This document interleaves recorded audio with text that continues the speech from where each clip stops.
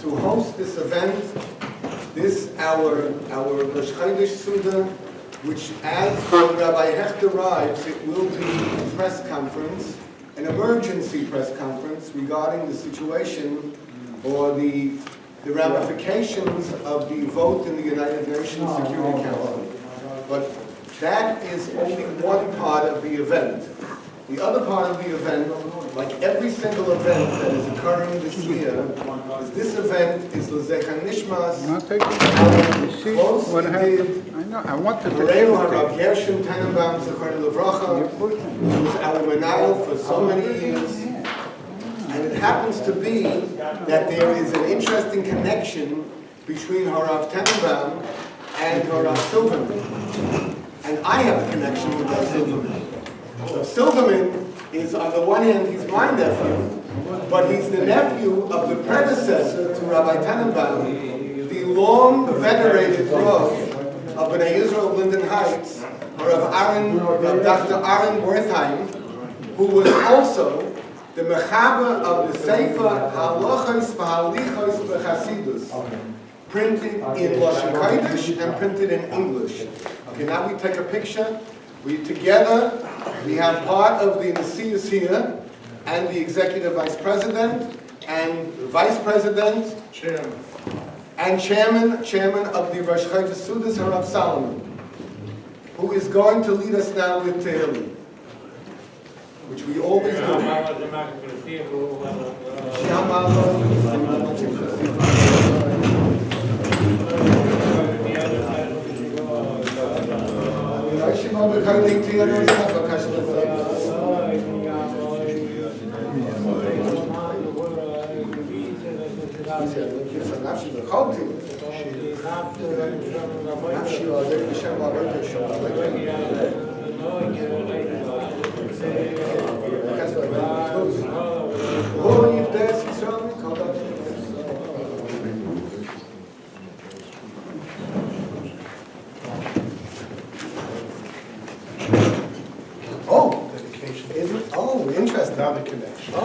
So Shemesh's father-in-law, who is our official photographer, one of our official photographers. We have actually a number of official photographers.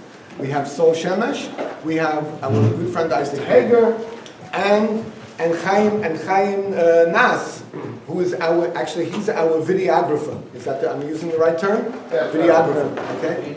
So we have all this talent in the Igud Rabbanim. Okay, I don't know who should speak first. I don't know if the Rav of the Shul wants to speak first, wants me to speak first, whichever. So I will open up, but the Rav of the Shul is going to speak. I'm just going to say something interesting. I hope it will be interesting.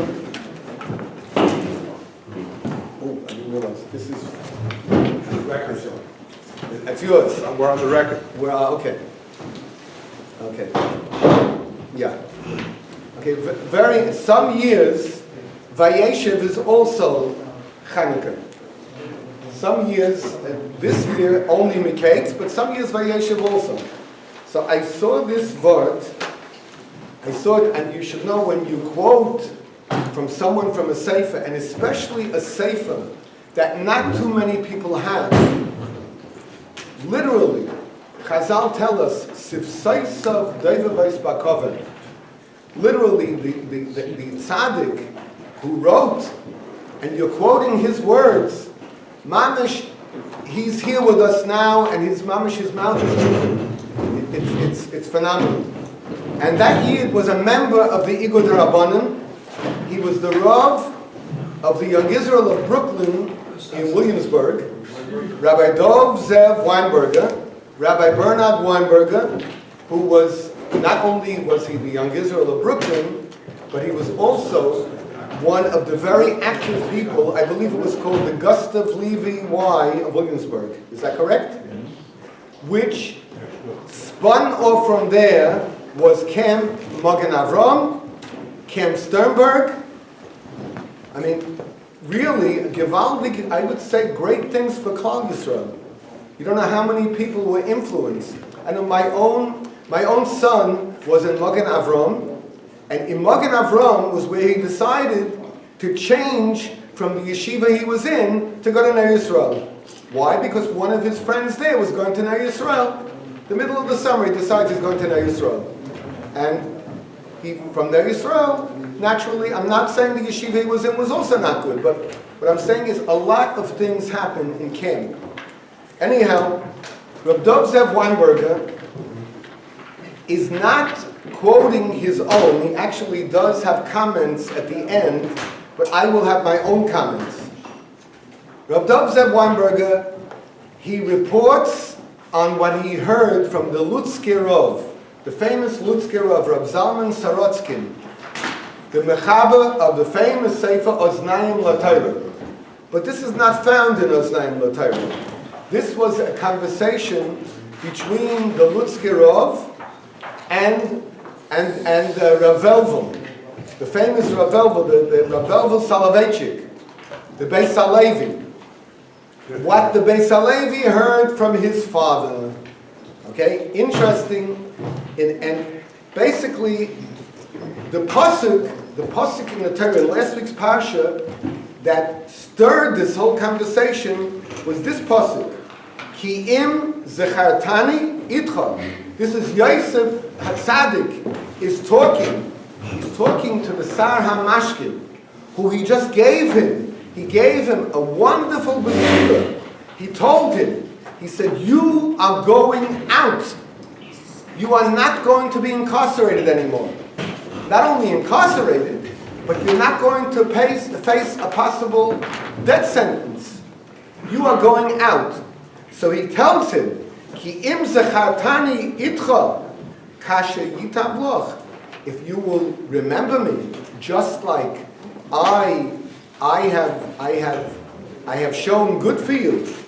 V'osisa no imodi. No, Rashi over here, that's an interesting comment that Reb Dov Zev Weinberger says. He says, why does it say no over here? Rashi says, no ein no elo loshem bakosher.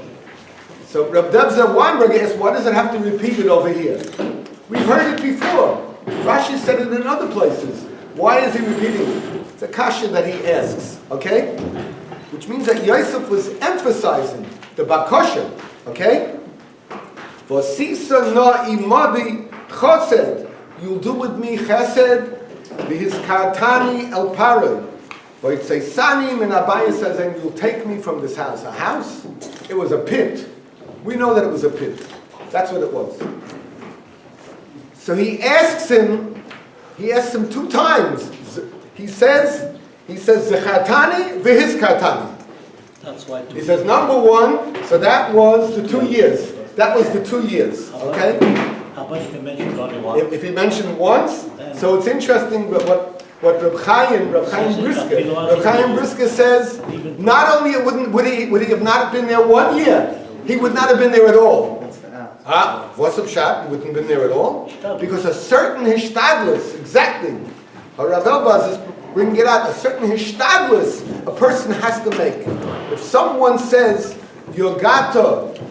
Yogati v'loy motzasi, al tamin, it can't be. If you make a hishtadlus, it will happen. A certain amount of hishtadlus. So Yosef had to make the hishtadlus, but that's besides the point. Now here is what he tells over that Reb Velvel heard from his father Reb Chaim Brisker. Reb Chaim tells over this story. Napoleon was a real Democrat. He was a Democrat, and I don't mean he was a small d Democrat. He loved that everything should be right. So he was a good conqueror, and he traveled all the way. He came all the way to Eastern Europe, and he came to a small town, and in that town they assigned a certain balabos, a certain wealthy person, that he should be the host. To host all of the fetes, the banquets that would be feted in his honor. And Napoleon comes, and they get up. Numerous different representatives of the different religions are there, The Catholic priest gets up, the Greek or whatever the Orthodox, Russian, Greek, it's all one. The Orthodox priest gets up, the Lutheran minister gets up, they all get up to speak. Maybe they also had a Muslim, an imam, everyone got up to speak. Napoleon sits there and they're all praising him and they're saying, Napoleon, you're the greatest person in the world and you are the conqueror of this and that. When he'll leave the room, and if the Tsar would come in, they would say the same thing. Okay? Napoleon tells his host, he says, something's wrong here. You invited every religion, but you didn't. Where was a member of the Jewish faith? You didn't invite anyone. He said, you're right. Right, I really had that planned for tonight's banquet. He had nothing planned. I had that planned for tonight. So comes at night, and the rabbi of the town is invited to speak. The rabbi is asked to get up to speak. Well, no one knows who it was. I'm not sure. They say that's who it was? Rabbi Chaim Voloshin. Interesting. But anyhow, okay, possible. So he gets up and he says, I can't speak before a royalty. I can speak before a monarch. No less a monarch, an emperor. He has the title emperor. I can't. How could I even attempt to speak before him?